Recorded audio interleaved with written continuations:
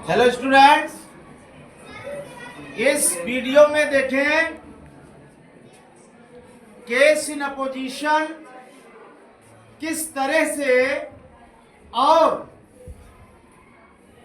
Explained हो जाता है। हम ये बताना चाहेंगे कि केस इन अपोजिशन में दो नाउन बराबर के स्तर के होते हैं।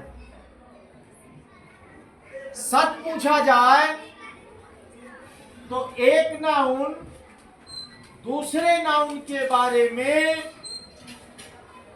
कुछ बताता है। दोनों एक दूसरे की कहानी को कहते हैं, दूसरे एक दूसरे के पूरक हैं। एक उदाहरण देखते हैं। Ravi is the only son of his father. He died in an accident. Ravi is the only son of his father. He died in an accident. हम केस इन अपोजिशन का प्रयोग करते हैं। इसमें से दो बात ऐसे निकालते हैं जो एक हो। हल करते समय ये बात स्पष्ट हो रही है कि Ravi comma the only son, लिखते रहे the only son of his father. अब देख ले, Ravi the only son of his father, और यह शब्दों का समूह एक है। ये भी नाउन है और ये भी नाउन है। वाकई में रवि की ये आगे की बात बता रहा है। दोनों एक चीज हो गए, और जब दोनों एक चीज हो गए तो हमने बीच से क्रिया निकाल दिया। अगर इज लगा देते तो ये लिंकिंग वर्ब हो जाती और वाक्य कंप्लीट हो जाता। दूसरे वाक्य का अर्थ जोड़ने की जो प्रॉब्लम थी वो पूरी ना हो पाती।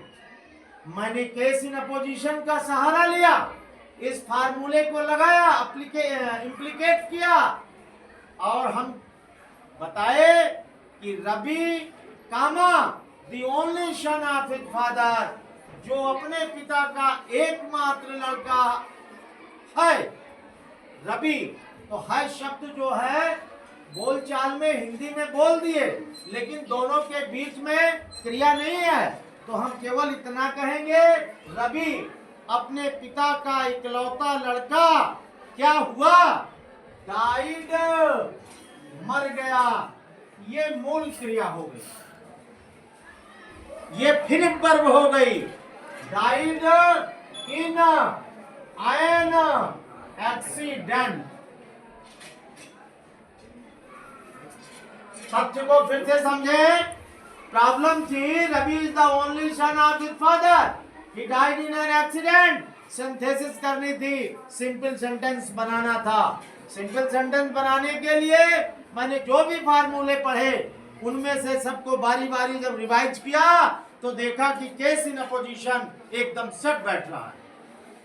Ravi comma the only son of his father, comma यानी ये चीज भी कामा लगा दिया जाता है। रवि और the only son of his father एक है, तो बगल बगल लिख दिए। दोनों का क्रिया डाइड पर बराबर का अधिकार, डाइड फिनिट वर्ब हो गई, और इन दोनों को इनफिनिट कर दिया, बीच से इज निकाल दिया। इन एन एक्सीडेंट, ये दोनों केस इन अपोजिशन में आ गए। रवि और the only son of his father, ये केस इन अपोजिशन में, अर्थात एक दूसरे के बारे में बता रहे। रवि वही लड़का है जो अपने पिता का एकमात्र लड़का है, यानी ये बात और ये बात एक ही चीज है। दो करता है लेकिन कामा लगा करके बगल से लिख दिए गए हैं। बराबर का अधिकार डाइट क्रिया पर उनका है। तो क्रिया डाइट फिनिट हो गई और ये वाक्य पूरा हो गया, यानी सिंपल सेंटेंस बन गया by using case in opposition. Thank you.